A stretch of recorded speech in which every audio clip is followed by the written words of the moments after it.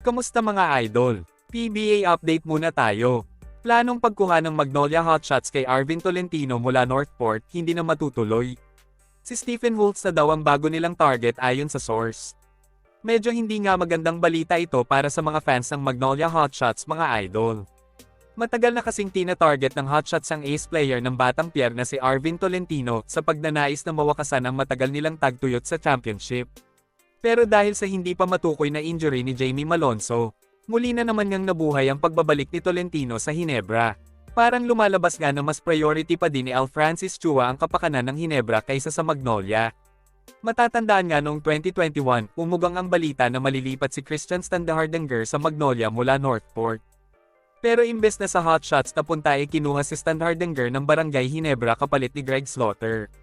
Ayon kasi sa balita noon, hindi daw kayang pakawalan ng Magnolia si Ian Sanggalang kaya napilitin silang i-give up si Stan mga idol. Pero sa puntong ito, mukhang pinwersa na naman ni Chua ang Magnolia na mag-iba na lang ng plano para lang mag-giveaway sa kanilang sister team na Barangay Ginebra. Ayon kasi sa balita, si Stephen Holtz na lang daw ang tina-target ng Magnolia. Ang problema lang, di hamak na mas matanda itong si Holtz na 32 years old na, kaysa kay Tolentino na 28 years old pa lang mga idol. Bagamat nag-average si Stephen Holtz ng 19 points per game sa Terra Firma, hindi inaasahan na siya ang magiging susi sa inaasam na kampyonato ng Magnolia. Si Holtz ang isa sa mga nakikita ng Hotshots na papalit sa posisyon ni Paul Lee, na ngayon ay 35 anyos na at madami na ding iniinda na injury. Malamang isinisisi na ng mga Magnolia fans si Al Francis Chua dahil hindi niya mabiyayaan ng magagaling na player ang kanilang paboritong koponan. Sa ngayon kasi ay rookie pa lang si Stephen Holtz kahit may edad na siya. Wala pa din siyang masyadong napapatunayan dahil pangalawang komperensya pa lang niya ito sa PBA. Habang si Arvin Tolentino naman ay hinog na dahil tinuturing na siya ngayon bilang isa sa mga star player ng Philippine basketball. Magiging katatawanan na naman nga ang Northport at Terra Firma sa paningin ng mga tao dahil imbes na magpalakas, nagbawas na naman sila ng magagaling nilang manlalaro.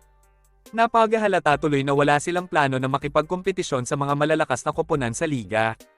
Kapag natuloy nga ang pag-alis ni Tolentino sa Northport, magiging totoo ang mga sinabi noon ni Greg Slaughter na walang plano ang Batang Pier na makipagkompetensya sa PBA. Ito ang naging dahilan ng pag-alis niya sa koponan mga idol.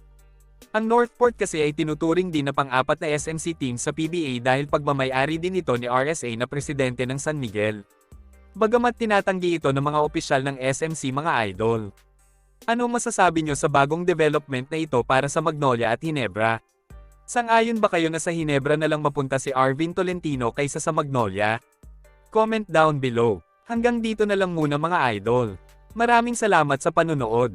Kita-kits ulit tayo sa videos na aking ipapalabas patungkol sa basketball. Kung bago ka pa lang sa channel ko, please consider to subscribe at huwag kalimutan pindutin ang like at notification bell button para updated ka sa videos na aking ipapalabas. Salamat mga idol.